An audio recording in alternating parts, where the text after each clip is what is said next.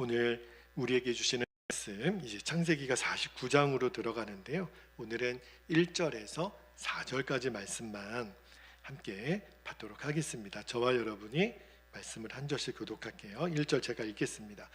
야곱이 그 아들들을 불러 이르되 너희는 모이라. 너희가 후일에 당할 일을 내가 너희에게 이르리라. 너희는 모여 들으라. 야곱의 아들들아, 너희 아버지 이스라엘에게 들을지어다. 3절 르우벤아, 너는 내 장래, 내 능력이요 내 기력의 시작이라. 위풍이 월등하고 권능이 탁월하다마는 물의 끓음 같았은즉 너는 탁월하지 못하리니 내가 아버지의 침상에 올라 더럽혔다. 하나님 말씀입니다. 네, 모두 자리에 앉겠습니다. 4절까지만 저희들이 읽었습니다. 자, 오늘 창세기 이제 벌써 102번째 말씀, 이제 거의 창세기가 마무리가 되는데요. 오늘부터 이제 창세기 49장을 좀 자세하게 읽어보려고 해요. 오늘 설교 제목이 저주 같은 인생의 종지부를 찍으라는 제목의 말씀을 좀 드리려고 합니다.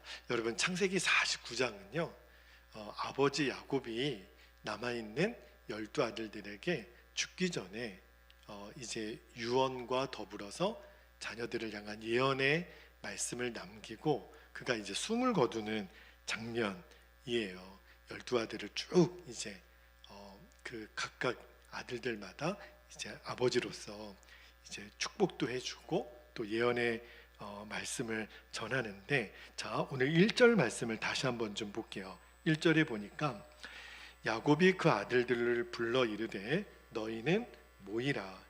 너희가 후일에 당할 일을 내가 너희에게 이르리라. 아마 여러분도 만약에 내가 죽기 전에 내 육성으로 그 자녀들에게 유언의 이야기를 남길 수 있는 기회가 있을지 모르겠어요. 그런 기회도 아무나 갖는 것은 아니더라고요. 그러니까 미리 유언도 작성해 놓고 또 어떤 분은 이렇게 영상으로 찍어 놓는 분도 계시는 것을 봤어요. 예전에 제 전임 목사님이셨던 고 유희강 목사님이 살아계실 때 그 마지막 남긴 유언가드 같은 말씀 듣는데 너무 마음에 정말 울림이 되고 큰 감동이 되더라고요. 여러분은 여러분의 자녀들에게 어떤 유언의 말씀을 남기실까? 저는 지금부터 여러분도 한번 생각해 봤으면 좋겠어요.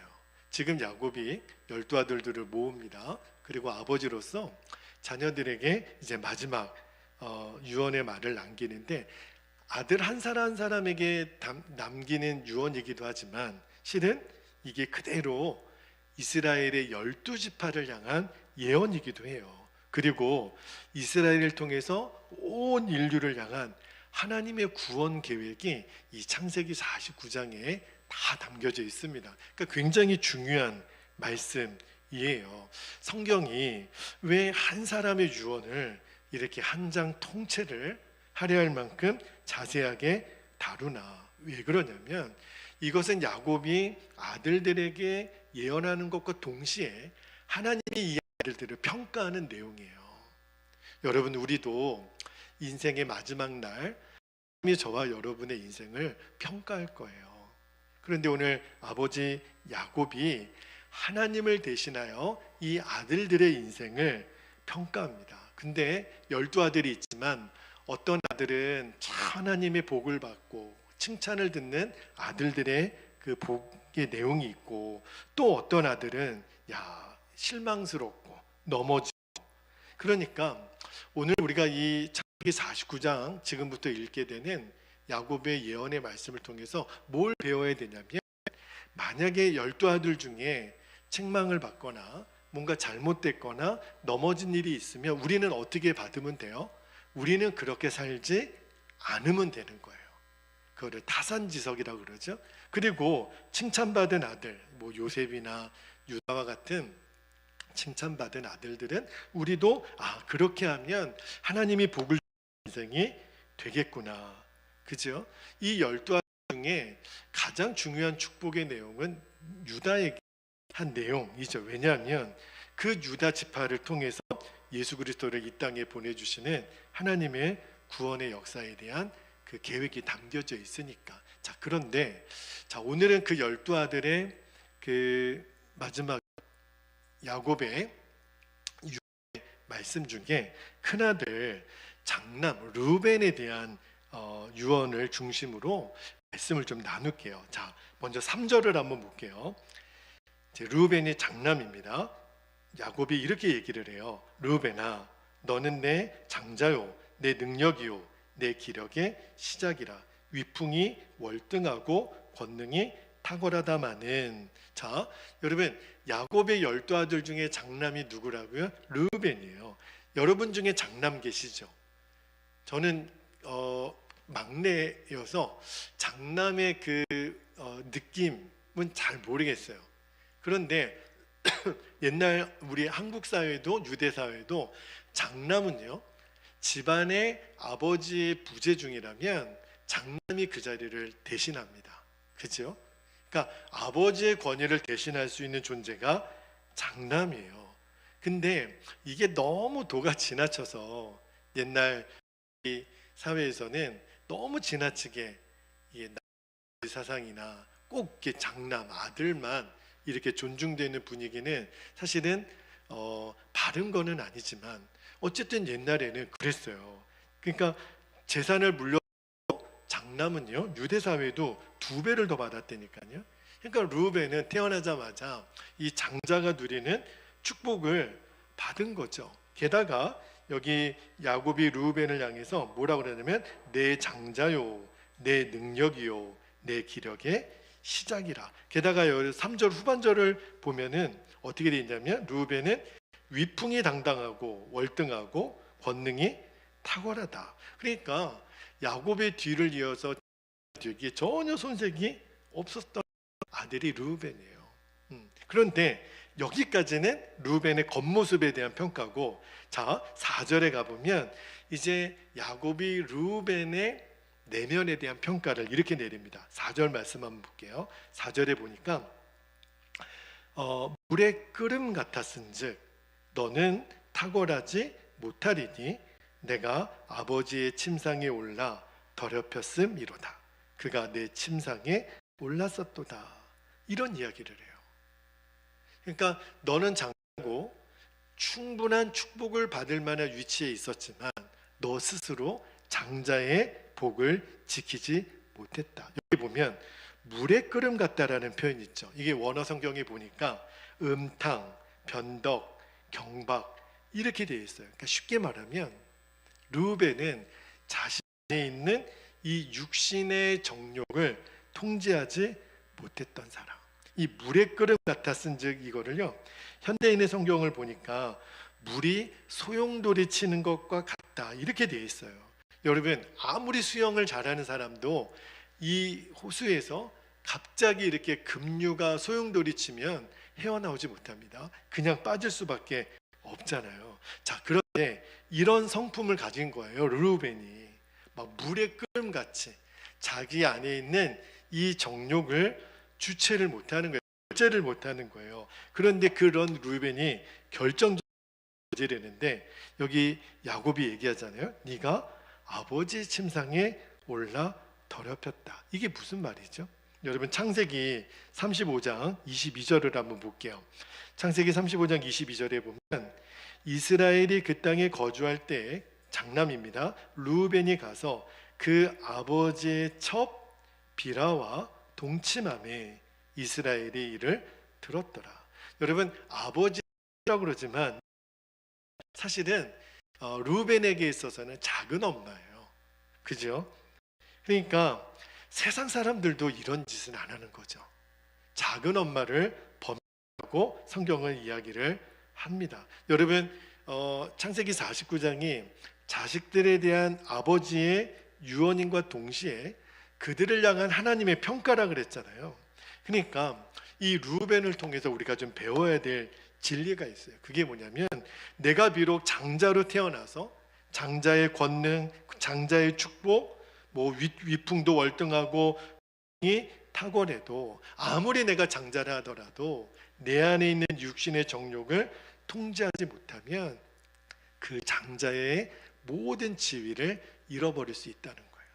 모든 것을 다 무너뜨릴 수 있다는 거예요. 여러분, 오늘날 마귀가 성도들을 무너뜨리는 가장 강력한 무기가 뭔지 아십니까? 그게 바로 음란으로 대표되는 육신의, 이거는 예외가 없어요. 뭐 목회자건 성도건 어떤 직분자건 예외가 없어요.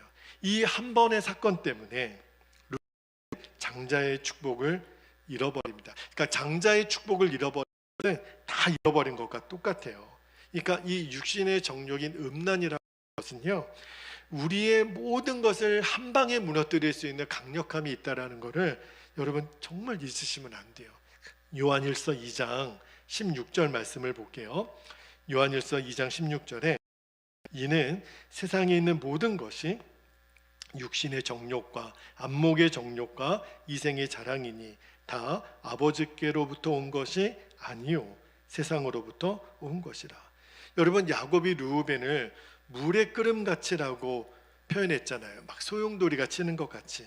여러분, 소용돌이의 특징은 뭐냐면 한 번 빠지면 헤어나오지를 못해요. 그죠? 그러니까 우리 모두에게는 다 이런 마음이 있어요. 내 마음대로, 내 감정대로, 내 정욕대로 살고자 하는 기질이 다 있거든요. 그러니까 이 육신의 정욕의 소용돌이에 빠지지 않도록 정말 깨어 있어야 됩니다. 자, 그러면 오늘 이제 제가 세 가지 말씀을 좀 드릴 텐데, 어떻게 하면 내 육신의 정욕의 소용돌이에 빠지지 않을 수 있을까? 오늘 말씀을 통해서 그거를 한번 우리가 배워보기를 원하는데, 첫 번째는요, 내 자신이 르우벤이 될 수 있다라는 것을 늘 명심하라는 거예요. 이게 무슨 말이냐면 많은 사람들이 아유 목사님, 저는 그런 육신의 정욕에 무너질 만한 그런 사람 아닙니다. 저는 그렇게 저질이 아니에요. 저는 육신의 정욕은 가뿐하게 이길 수 있는 사람입니다 라고 절대 방심하지 말라는 거예요. 여러분, 육신의 정욕에 무너진 사람들의 이야기를 나중에 들어보면 저분이 절대로 그럴 사람이 아닌데 다들 그렇게 이야기하잖아요. 이게 무슨 말이에요? 르우벤의 이야기가 내 이야기가 되지 말라는 법이 없다는 거예요. 이것을 인정해야 이 육신의 소용돌이가 치는 자리에 아예 얼씬 안 하는 거예요. 요셉이 그랬어요. 여러분, 야곱으로 치면 11번째 아들이잖아요. 여러분, 요셉이 형들의 죽임당할 위험을 벗어나서 애굽의 종으로 팔려갔을 때 어디로 갔냐면 보디발의 집에 갑니다. 그런데 세상에 그 보디발의 집의 아내가 매일 요셉만 보면 동침하자고 그렇게 유혹을 해요. 그때 요셉이 그 주인 그런 그 요구에 어떻게 반응을 하냐면, 자, 창세기 39장 10절 말씀을 한번 볼게요. 10절에 보세요. 여인이 날마다 요셉에게 청하였으나 요셉이 듣지 아니하여 동침하지 아니할 뿐더러 밑줄합니다. 함께 있지도 아니하니라. 여러분, 금묵자흑이라는 말 아시죠? 먹을 가까이 하면 검어질 수밖에 없다라는 말이잖아요. 여기서 요셉이 그 여인과 함께 있지 아니했다라는 표현을 여러분 정말 주목하셔야 돼요. 그러니까 무슨 말이냐면 요셉 안에 정욕 자체가 없었다라는 말이 아니에요. 요셉은 알았어요. 나도 기회가 되고 형편이 되면 얼마든지 이 정욕에 무너질 수 있는 사람이라는 것을 알았던 거예요. 이 정욕의 소용돌이에 빠지면 누구도 헤어나올 수 없기 때문에 요셉은 어떤 결단을 내리냐면 나는 아예 근처에도 가지 않겠다. 그러니까 나중에 이 보디발의 아내가 하도 그러니까 요셉이 막 너무너무 정색하고 거절하니까 같이 있지도 않으려고 그러니까 나중에는 막 옷을 붙잡고 동침하자고 요청을 하잖아요. 그러니까 이게 뭐냐면 마귀는요, 저와 여러분을 계속 이 육신의 소용돌이에 빠뜨리려고 집요하게 공격한다니까요. 우리가 그거를 알아야 돼요. 그러니까 정욕이 우리 안에 막 집어삼키려고 할 때 이 정도는 괜찮겠지, 한 번쯤은 괜찮겠지, 절대로 그렇게 생각해서는 안 됩니다. 이 정욕의 소용돌이에 빠지면 어느 누구도 헤어나올 수가 없어요. 그거를 요셉이 알았다는 거예요. 내가 눈 한번 딱 감고 한번 즐기면 끝나지, 그게 아니라 여기 한번 빠지고 나면 나는 모든 것을 잃어버려, 나는 완전히 망하는 사람이 되는 거야. 그거를 요셉이 알았던 거예요. 그래서 여러분, 요셉이 어떻게 하냐면, 자, 창세기 39장 12절에 보면 이렇게 반응합니다. 그 여인이 그의 옷을 잡고 이르되 나와 동침하자. 그러나 요셉이, 잘 보세요, 자기의 옷을 그 여인의 손에 버려두고 밖으로 나가매. 옷을 버려뒀다라는 말은 무슨 말이냐면, 여러분 뻔히 알잖아요. 그 보디발의 아내가 옷을 잡고 있었다라는 거는 얼마든지 거짓말할 수 있어요. 나중에 실제로 그렇죠. 요셉이 나를 희롱해라고 했다, 아주 그냥 무고죄로 요셉을 감옥에 집어넣었잖아요. 그러니까 현장범이 될 수 있는 결정적인 증거물을 내가 버려서라도 내가 이 자리를 떠나야 되겠다라고, 나는 육신의 정욕의 소용돌이에 나를 버려둘 수 없다라는 결론을 내린 거예요. 여러분, 이 정욕의 소용돌이가 아무리 작게 보여도, 그죠? 속히 도망가는 것, 그 자리에서 속히 도망가는 게 진짜 사는 거예요. 특히 요즘은 여러분 유튜브나 여러 가지 그런 온라인 매체를 통해서 아무런 여과 없이 어떤 것이든 볼 수 있는, 이제는 심야 방송이 하는 TV 드라마도요, 야 진짜 대한민국이 언제부터 이렇게 됐나, 너무너무 정말 어린아이들이 보기에는 적절하지 않은 이야기들이 너무 많아요. 여러분 유튜브도 아무렇지 않게 보서는 안 됩니다. 내가 딱 이제는 느낌이 있는 거죠. 이거는 주님이 기뻐하시지 않는데 빨리 덮어야 돼요. 빨리 그 자리를 떠나는 게 내가 사는 길이에요. 여러분, 내가 르우벤이 될 수 있다, 이거를 왜 인정해야 되냐면, 마귀는요 언제든지 르우벤을 넘어뜨린 것처럼 우리도 넘어뜨릴 수 있다라고 마귀도 생각하는 거예요. 야곱의 장자면 뭐해, 저것도 다 넘어지는데, 얼마든지 육신의 정욕으로 우리 성도들을 무너뜨릴 수 있을 거라고 생각하니까 계속 공격하는 거거든요. 그러니까 여러분, 우리는 어떤 결론을 내려야 되냐면, 나는 괜찮아, 르우벤 같은 나는 그런 사람 아니야 라고 내가 장담할 수가 없는 거예요. 여러분, 잠언 말씀에 보면 이 육신의 정욕을 음녀라고 표현하면서 얼마나 리얼하게 표현하냐면, 자, 잠언 7장 말씀을 한번 볼게요. 7장 25절에 보면, 너의 마음이 음녀의 길로 치우치지 말며 그 길에 미혹되지 말지어다. 26절에 대저 그가 많은 사람을 상하여 엎드러지게 하였다니 그에게 죽은 자가 허다하니라. 마귀에게 당한 자가 허다하니라. 여러분, 음녀의 유혹은요 꼭 성적인 유혹만을 말하는 게 아닙니다. 내 마음대로, 내 기분대로 하고 싶은 말 다 하고, 먹고 싶은 거 다 먹고, 가고 싶은 데 다 가고, 내 눈에 보기에 좋은 대로, 그죠? 내 기분대로, 그죠?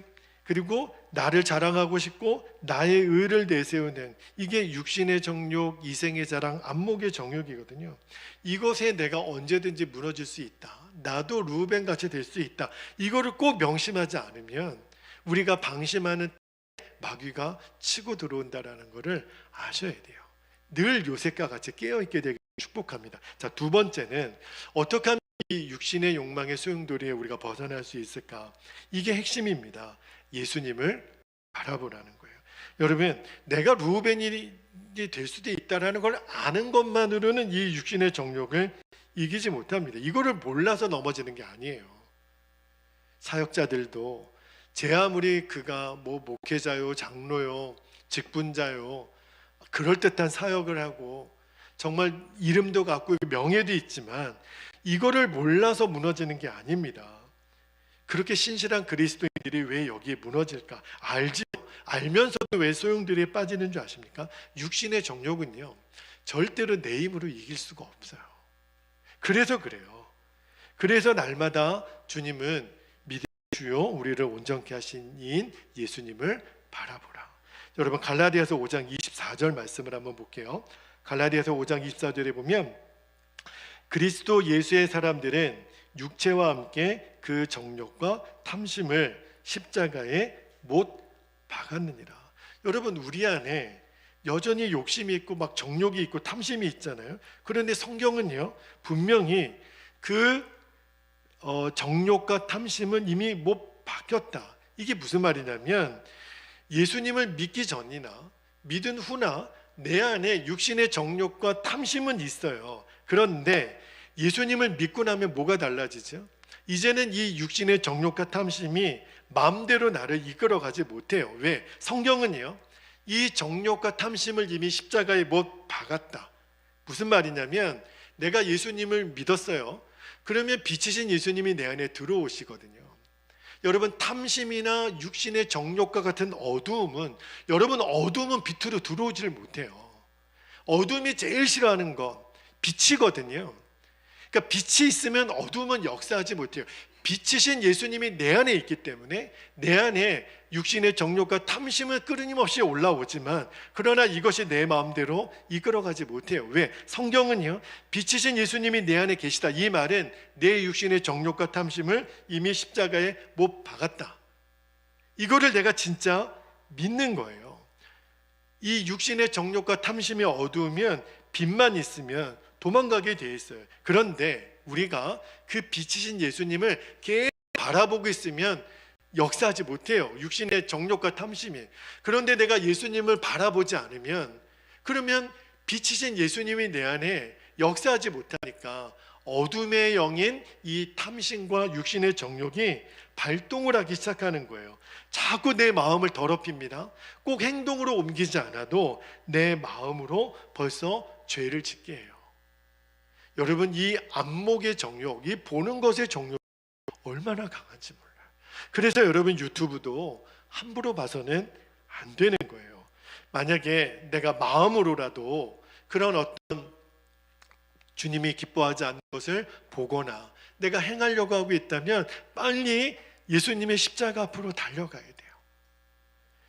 하루에도 몇 번이나 그 일이 반복될지도 몰라요. 그러나 그 순간에 빨리 내가 예수님 앞으로 달려가서 예수님의 보혈을 의지하여, 주님, 제 마음을 깨끗하게 해주십시오. 이 정욕과 탐심의 어두움이 빛이신 예수님을 내가 계속 주목하고 있으면 더 이상 역사하지 못해요. 그 주님을 바라보지 못하기 때문에 넘어지는 거예요. 여러분, 보디발의 아내가 요셉에게 계속 동침하자고 유혹할 때 이 보디발의 아내가요, 그 시간을 알아요. 때를 알아요. 언제 내가 이 요셉에게 동침하자고 유혹했냐면, 자, 창세기 39장 11절 말씀을 한번 볼게요. 창세기 39장 11절에 보면 이게 마귀가 역사하는 때예요. 11절 보세요. 그러할 때에 요셉이 그의 일을 하려고 그 집에 들어갔더니 뭐라고 돼 있어요? 그 집 사람들은 하나도 거기에 없었더라. 이게 뭘 말하는 건지 아시겠죠? 사람이 아무도 없을 때, 이때가 마귀가 우리에게 역사하는 위기의 순간이에요. 하나님을 모르는 사람도 말입니다. 보는 사람이 한 사람만이라도 있으면 죄가 있습니다. 하나님을 모르는 사람이라도. 그죠? 여러분, 보디발의 아내가 요셉에게 뭐라고 얘기하냐면, 요셉, 이 집에는 아무도 없어. 보디발도 없고 하인도 없고 이 집에는 너와 나 둘뿐이야. 그죠? 여러분, 그때 요셉이 뭐라고 얘기하냐면, 자, 39장 9절 말씀을 볼게요. 9절에 요셉이 이렇게 말합니다. 이 집에는 나보다 큰 이가 없으며 주인이 아무것도 내게 금하지 아니하였어도 금한 것은 당신뿐이니 당신은 그의 아내임이라. 그런즉 밑줄 할게요. 내가 어찌 이 큰 악을 행하여 하나님께 죄를 지으리까. 지금 보는 사람이 없는 게 아니라는 거예요. 하나님이 두 눈 시퍼렇게 뜨고 지금 이 시간 이 자리에 하나님이 함께 계시니, 내가 죄를 짓는 것은 당신에게 짓는 게 아니라 하나님께 죄를 짓는 것. 정말 하나님이 지금 이 자리에 함께 계시는 것을 믿었던 이 믿음이 요셉으로 하여금 죄의 유혹을 이기게 한 거예요. 여러분, 그러면 질문이 생기죠. 하나님은 요셉하고만 함께 계시고 르우벤하고는 함께 계시지 않았습니까? 아니에요. 요셉과 함께 하신 하나님은 르우벤과도 함께 하셨어요. 사실 여러분, 유혹의 강도를 보면 둘 다 이 성적인 유혹 앞에 지금 직면해 있는 거잖아요. 강도를 보면 사실은 요셉이 받았던 유혹이 훨씬 크죠. 왜냐하면 보디발의 아내는 당시의 종을 살리고 죽일 수도 있는 권세를 가진 여인이에요. 그리고 여인이 먼저 요셉에게 그렇게 집요하게 유혹을 한 거잖아요. 그런데 생각해 보면 그 르우벤이 범했던 작은 엄마였던 이 비라가 먼저 르우벤을 유혹했을 가능성은 저는 없다고 봐요. 그런데 왜 르우벤은 이런 음탕한 죄에 소용돌이에 빠졌을까? 그가 이렇게 좀 성격적으로 유혹에 약한 그런 건가? 아니에요. 여러분, 유혹의 강도로 보면 요셉이 훨씬 컸다니까요. 그러니까 유혹이 크고 작은 게 문제가 아니라는 걸 알아야 돼요. 뭐가 핵심이죠? 하나님, 함께 하시는 하나님을 바라보느냐 바라보지 않느냐 차이예요. 여러분, 이거를 정말 이제 아셔야 됩니다. 우리가요, 좀처럼 이기지 못하는 반복적으로 짓는 죄가 있어요. 한 사람이 모든 죄를 다 짓는 것은 아닙니다. 특별히 우리에게 마귀가 우리의 약점을 잘 알아요. 어떤 사람은 술에, 어떤 사람은 담배에, 정욕에, 마약에, 도박에, 여러 가지 다양한 죄가 있지만 우리가 특히 약한 죄, 그래서 우리는 어떤 마음에 자기 합리화를 하냐면 이 죄는 어쩔 수 없어. 나는 평생 이 죄를 져야 되나 봐. 아버지도 그랬고 나도 그렇고 우리 자식들도 그렇고. 옛날에 가게에 흐르는 저주를 끊으라는 책이 발간된 적이 있어요. 저는 개인적으로 동의하지는 않지만 이런 거죠. 아버지가 도박에 빠졌으면 자식도 도박에 빠질 확률이 높다는 거예요. 아버지가 바람을 피웠으면 자식도 바람을 피울 가능성이 높다는 거예요. 이 가게에 흐르는 저주를 끊으라. 대략 그런 내용인데 꼭 저는 죄가 대물림 된다라고 생각하지는 않아요.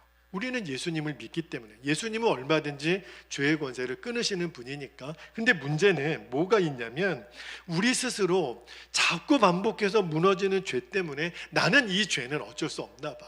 이 죄는 죽을 때까지 나와 함께 가나 봐. 아닙니다. 절대 그렇지 않아요. 그거는 마귀에게 속는 겁니다. 왜 그러죠? 아까 말씀드렸잖아요.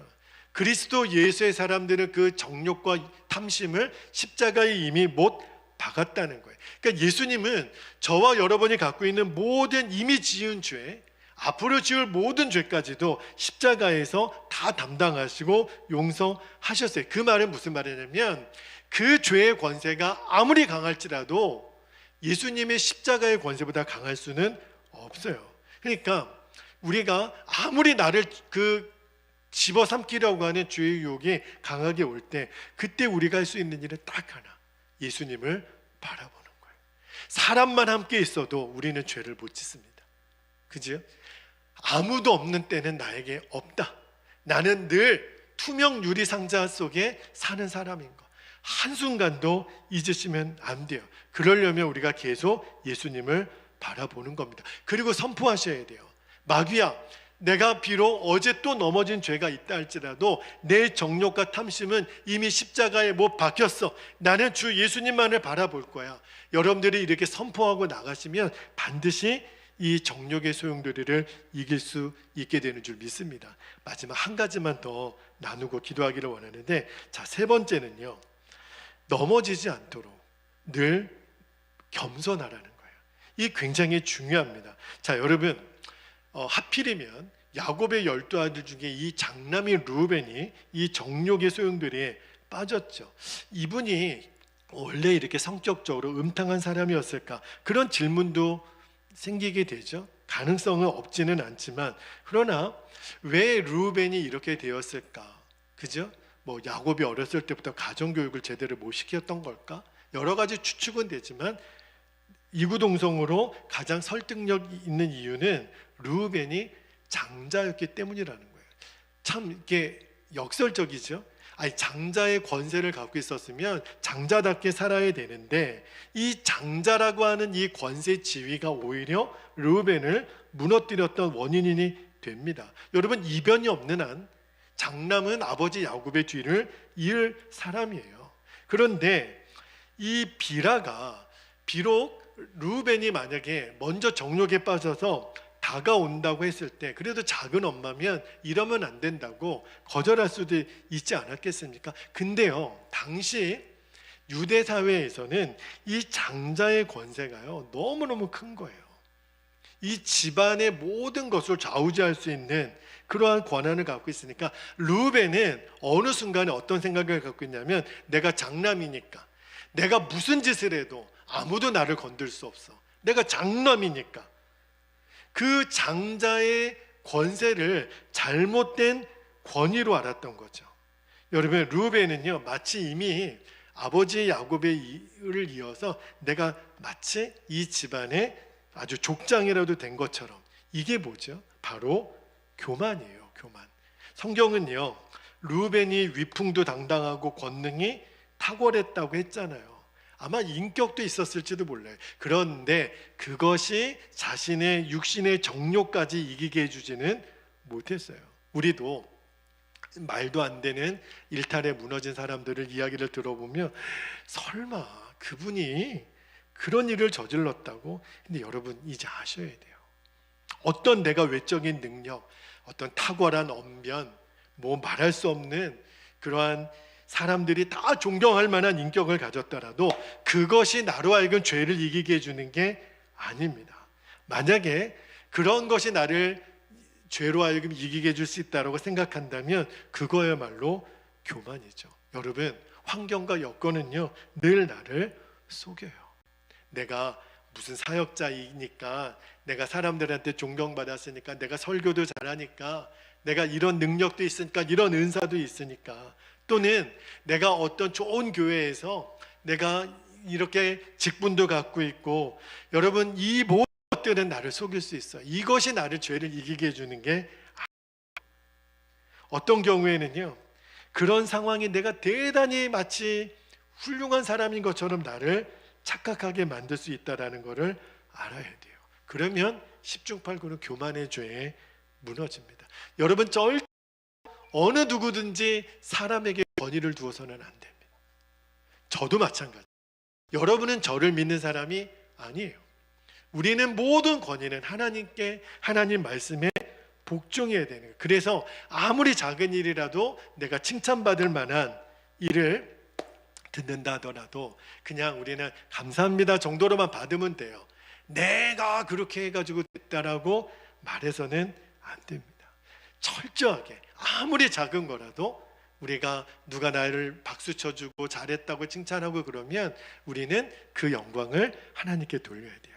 이것은 하나님이 하셨습니다.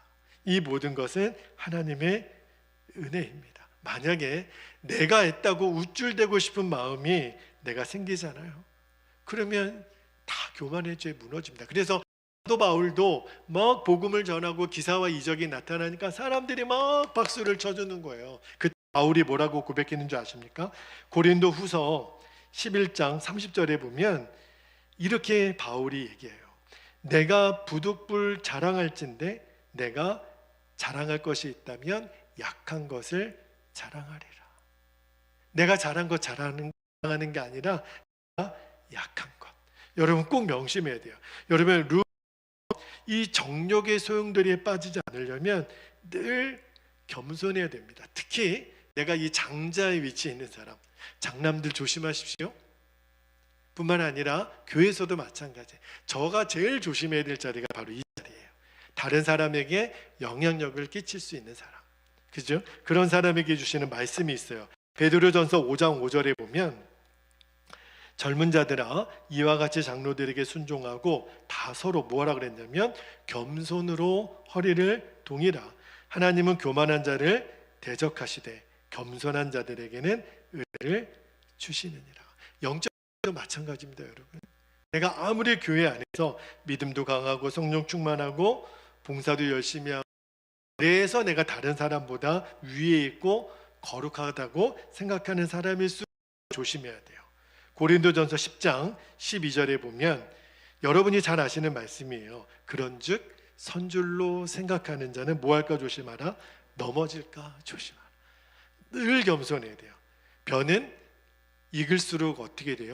고개를 숙입니다. 마지막 한 가지만 여러분에게 좀 다루고 싶은 주제가 있어요. 오늘 르우벤의 이야기를 듣고 나면 좀 어둡습니다. 그럼 르우벤은 끝난 건가? 그렇지 않아요. 이 르우벤을 향한 예언은요, 겉으로 보기에는 저주 같지만 사실은 은혜입니다. 비록 르우벤이 이 정욕의 소용돌이에 빠져서 장자의 축복, 권세 다 잃어버렸죠. 그러나 그렇다고 해도 르우벤이 인생이 그냥 끝난 게 아니에요. 하나님은 르우벤을 용서하십니다. 그러니까 그런 죄를 다시는 짓지 말라고 아버지 야곱을 통해서 하나님이 사실은 르우벤을 징계하는 거예요. 징계는 했지만 그를 죽이지는 않아요. 4절 말씀을 다시 한번 읽어볼게요. 4절에 보니까 물의 끓음 같았은즉 너는 탁월하지 못하리니 너가 아버지의 침상에 올라 더럽혔음이로다. 그가 내 침상에 올랐었도다. 여기 보면 4절에 너는 탁월하지 못하리니, 이 말은 르우벤, 너는 이제 장자의 권세 끝났어. 너를에게 하나님이 주었던 장자의 축복은 너는 끝이야. 저주 같잖아요. 그런데 이게 완전한 저주가 아니에요. 만약에 이게 저주였다면 르우벤은 그냥 이 야곱의 집에서 쫓겨나는 거죠. 그러면 12지파에 들어가면 안 되는 거죠. 그죠? 근데 너무 놀라운 것은 나중에 하나님이 이 르우벤도 12지파의 한 지파로 임명해 주세요. 다시 말하면 이 오늘 야곱의 예언은요, 르우벤을 징계한 거는 맞아요. 그러나 동시에 르우벤을 향한 하나님의 은혜입니다. 그러므로 여러분, 하나님의 징계는 하나님의 은혜예요. 하나님이 르우벤을 낮추신 거잖아요. 이제 르우벤은 더 이상 장자가 아니에요. 장자의 권세는 이제 요셉으로 갑니다. 그래서 르우벤이 에이씨 그러면서 내가 막 나가는 사람이 됐나? 아니요. 이제 더 이상 르우벤은 교만할 수가 없어요. 그래서 한 지파를 하나님께 물려받습니다. 이게 감사해요. 완전히 버리지 않으시는 것. 징계는 당하지만 하나님의 은혜는 여전히 유효합니다. 하나님이 르우벤을 비록 장자의 권위에서는 낮추셨죠. 그러나 죽이지는 않으셨어요. 왜냐하면 르우벤이 받는 이 12지파의 복은 끝까지 지켜주셨거든요. 이게 하나님의 은혜예요. 다른 형제들과 똑같이 기업을 받게 하시는, 다시 말하면 우리에게 적용한다면 비록 우리가 정욕의 소용돌이에 빠져서 하나님이 장자로 주신 복을 잃어버렸다 할지라도 그게 끝이 아니라 우리들을 향한 영원한 하나님의 구원의 복만은 너희들이 잃어버려서는 안 돼. 그래서 우리를 때리서라도 징계를 해서라도 하나님의 은혜를 지켜주시는 거예요. 제가 설교 초반에 우리도 르우벤이 될 수 있다고 말씀을 드렸죠. 지금 어쩌면 지금 내 마음대로, 내 정욕대로, 지금 육신의 소용돌이에 가까이 가려고 하는 사람이 있을지 모르겠어요. 그것이 꼭 성적인 유혹이 아니더라도, 돈의 유혹이라도, 권세의 유혹이라도, 육신의 정욕, 이생의 자랑, 안목의 정욕에 지금 알아서 빠지려고 하는 성도들이 있을지 모르겠어요. 나는 절대로 아닙니다 라고 말할 수 있을지 모르겠지만 하나님이 우리를 더 잘 아세요. 그래서 하나님이 종아리 걷어, 너 오늘 좀 맞자. 그래서 우리를 때리시고 진짜 살리시려고 우리를 낮추실 때가 있어요. 여러분, 하나님이 우리를 징계하시는 것은 절대 저주가 아닙니다. 은혜예요. 왜요? 어떤 일이 있더라도 우리를 사망에게, 마귀에게 넘겨줘서는 안 되거든요. 끝까지 천국의 기업만큼은 하나님이 지키시기 위해서 우리를 때려서라도, 우리를 낮춰서라도 너 절대로 그러면 안 돼. 하나님이 저와 여러분의 인생을 낮추실 때가 있어요. 왜 나는 하는 일마다 이렇게 안 되지? 나는 왜 이렇게 어렵지? 마치 내가 누려야 될 복은 다 빼앗길 것 같은, 너무너무 외롭고 너무너무 내가 연약한 것 같고 한없이 낮아진 것 같고 나는 하나님께 꼭 징계 중에 있는 것 같은 그때요, 여러분, 그게 나에게 저주가 아니라는 것을 아셔야 돼요. 하나님이 오직 예수님 한 분만을 의지하려고 하시는 거구나. 예수님만이 나의 유일한 구원자가 되시고 나의 유일한 소망이 되시고 나의 유일한 기쁨이 되시는 그 예수님을 붙잡게 하도록 주님이 지금 나를 낮추시는 거구나. 요셉이 그랬어요. 형들에게 팔려가서 내가 종이 되었지만, 요셉은 그게 징계인지 아닌지도 몰랐지만, 그러나 이 뒤에는 하나님의 뜻이 있을 거야. 여러분, 지금 여러분에게 있는 외로움, 내가 나고 나는 너무나도 무력한 것 같고, 근데 오히려 이때가 하나님의 은혜를 진짜 붙들 때 아닙니까? 정말 하나님밖에는 나를 일이 없다라는 것을 결단해야 될 때 아닙니까? 우리가 할 일은 딱 하나밖에 없습니다. 우리가 루벤을 오늘 읽으면서, 루벤은 저주를 받아서 그는 끝장났다가 아니에요. 그에게도 동일하게 12지파의 한 지파에 하나님은 보장해 주셨어요. 우리가 할 수 있는 일, 예수님만 바라보는 거예요. 죽어라 예수님만 붙잡는 거예요.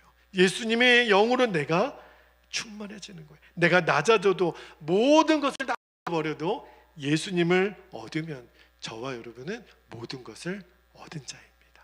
이제 우리 함께 기도하겠습니다. 오늘도 두 가지 기도 제목을 여러분께 좀 나누고 기도하기를 원하는데, 첫 번째 기도 제목입니다.